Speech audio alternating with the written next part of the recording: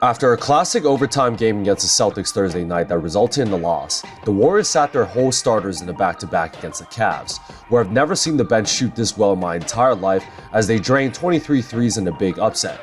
Let's break down how they got these open looks. In the first quarter, we have a drag screen from Looney where the Warriors wanted to target the Cavs' big men who are rim protectors to try and get them out of the paint. Okoro and the Cavs decide to ice Jordan Poole to the sideline, so the counter to this is for Looney to re-screen perpendicularly, where Poole can attack off the screen and finds Jarrett Allen to drop coverage. This is an easy pull-up from downtown. Cleveland's guards were very aggressive in denial position to try and force the Warriors' actions away from the off-ball screen here by JaMychal Green, and the immediate counter is the back door.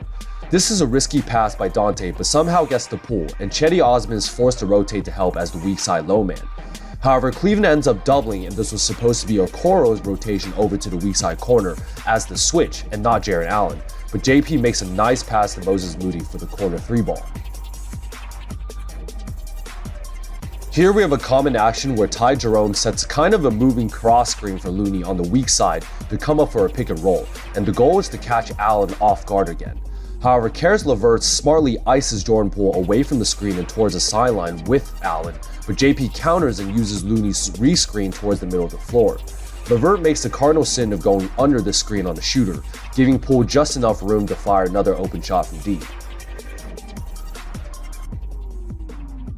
The Warriors' shooting ability is a nightmare for defending bigs who aren't as mobile on the perimeter. Such a similar action we see time and time again with Looney's high pick and Jarrett Allen another drop position. This time LeVert goes over the screen since JP is a shooter, and he just dribbles into an open pull-up from beyond the arc. I thought it was hilarious that one of the Cavs announcers was saying that shooting isn't sustainable, but the reality is any one NBA game this can happen. Definitely not over the series and not the season, but you got role players stepping up every day in this league. Here we have another ice by the Cavs towards the sideline and a perpendicular counter screen by Looney. And Jerome has the ability to survey the floor since they know the Cavs' coverage is to play drop and for Garland to fight over. But Garland does a poor job of getting over the screen, not allowing Mobley to try and go back to Looney, who is now open rolling towards the hoop, forcing the weak side low man and Kevin Love to rotate to help.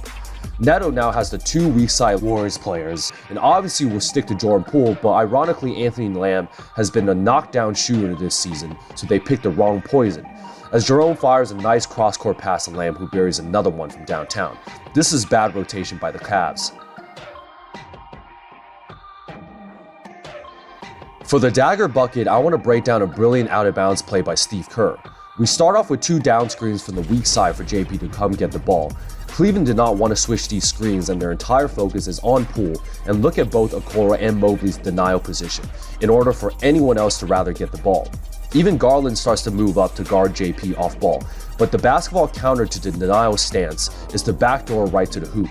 Looney predicted this and knows that since he's the center here, there will be no shot blocker in the paint, and catches Evan Mobley sleeping and backdoors for the easiest bucket of the night. This was arguably the most impressive win of the season, considering Golden State's road struggles and not to mention having 4 starters sit.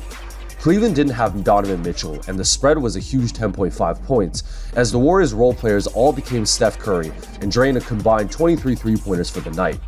It seemed like every contested three was going in, so shout out to the bench for stepping up huge on the second night of a back-to-back and getting a crucial upset win.